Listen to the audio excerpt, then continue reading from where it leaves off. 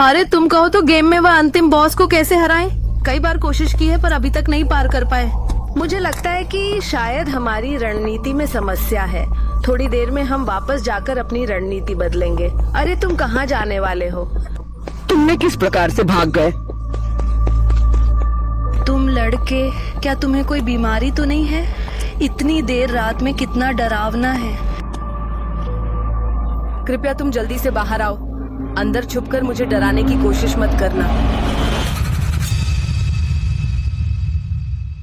यह घटना 2011 में हुई। उस साल मैं अभी 12 साल का हुआ था।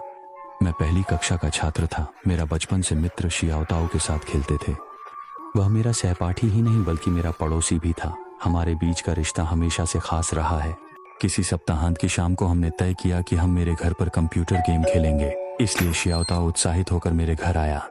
हम दोनों ने एक रोमांचक गेमिंग नाइट की तैयारी की थी। समय अनजाने में रात के 11 बज चुके थे। मुझे कुछ बुरा महसूस हुआ और मैंने सुझाव दिया कि मैं उसके साथ नीचे जाकर सुपरमार्केट से कुछ इंस्टेंट नूडल्स और चिप्स जैसी नाश्ते की चीजें खरीदूं, ताकि हम रात के दूसरे हिस्से में लड़ाई जारी रखने के लिए ऊर्जा प्राप्त कर सकें। हमारे मोहल्ले में सभी पुराने शैली के आवासीय इमारतें हैं।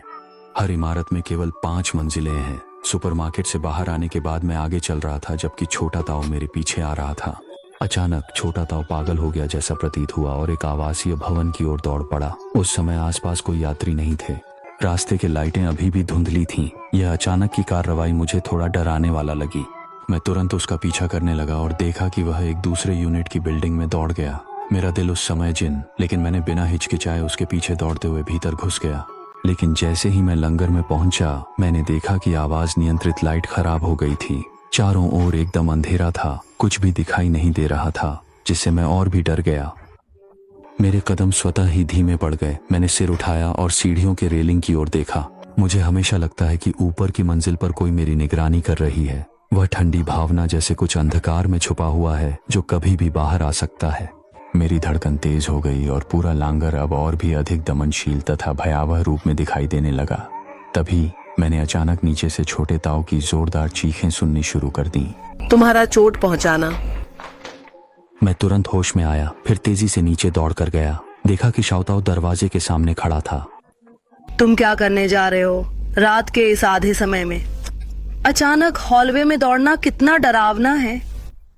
नहीं, मैं इस समय बिल्कुल नहीं हूँ और मैं इस प्रकार से पूरी तरह से ऊब नहीं गया हूँ, बल्कि मैं तुम्हें अंदर दौड़ते देखकर ही तुरंत यहाँ आ गया हूँ।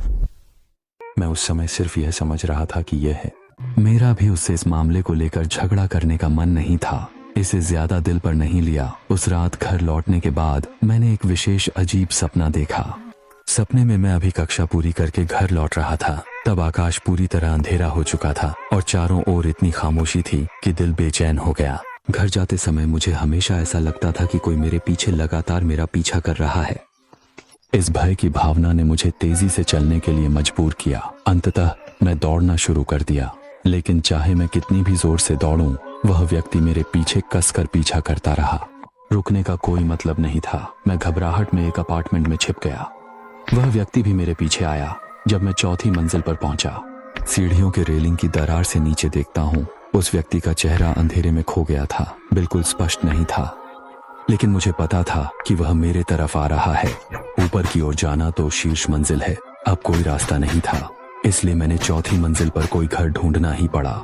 मैं जोर से उसके घर का दरवाजा खटखटाने लगा। जैसे ही मैं लगभग निराश हो गया था, दरवाजा अचानक खुल गया। दरवाजा खुलते ही उस पल मैं हैरान रह गया। दरवाजा खोलने वाला मेरी माँ थी। पीछे मेरे पिता भी खड़े थे।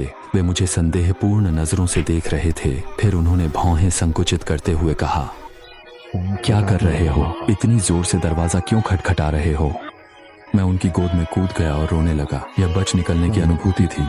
मैं लगभग सांस नहीं ले पा रहा था जब मैं जोर से रो रहा था और अचानक मुझे गहरा अनुभव हुआ कि कहीं कुछ ठीक नहीं हो रहा है। मैंने सिर ऊपर किया, चारों ओर देखा। हालांकि यहाँ मेरे पिता मात्र मौजूद थे, लेकिन कमरे का डिजाइन और सजावट मुझे पूरी तरह अज्ञात थी। यह बिल्कुल मेरा घर नहीं था। कमरे में तुरंत ही एक भयावह वातावरण फैल गया। सख्त ठंड मेरे दिल में घुस रही थी। जैसे ही मैंने यह समझा, मैंने दरवाजा खोलकर बाहर जाने की कोशिश की, लेकिन इस समय दरवाजा किसी भी तरह नहीं खुल रहा था। अचानक भय ने मुझे पूरी तरह से निगल लिया, जिससे मैं फिर से बेहिसाब रोने लगा। ठीक उसी समय जब निराशा ने मुझे घेर लिया। मैंने एक अचानक सपना से डरकर रात में जाग गया। हालांकि यह घटना कई साल पहले हो चुकी है, लेकिन जब भी मैं उस इमारत के दूसरे यूनिट के पास से गुजरता हूँ, मेरे दिल में हमेशा एक अनकहा भय उत्पन्न होता है। मैंने शाओताओ से भी पूछा था, लेकिन उसने अब भी यह कहना जारी रखा कि उसने उस समय वहां नहीं गई थी। मैं भी मानता हूं कि इस मामले में उसे मुझसे झूठ बोलने की जरूरत नहीं थी। आज तक यह घटना मेरे बचपन की एक अमिट छाया बनी हुई है। यह अब तक सुलझा नहीं पाया रहस्य है।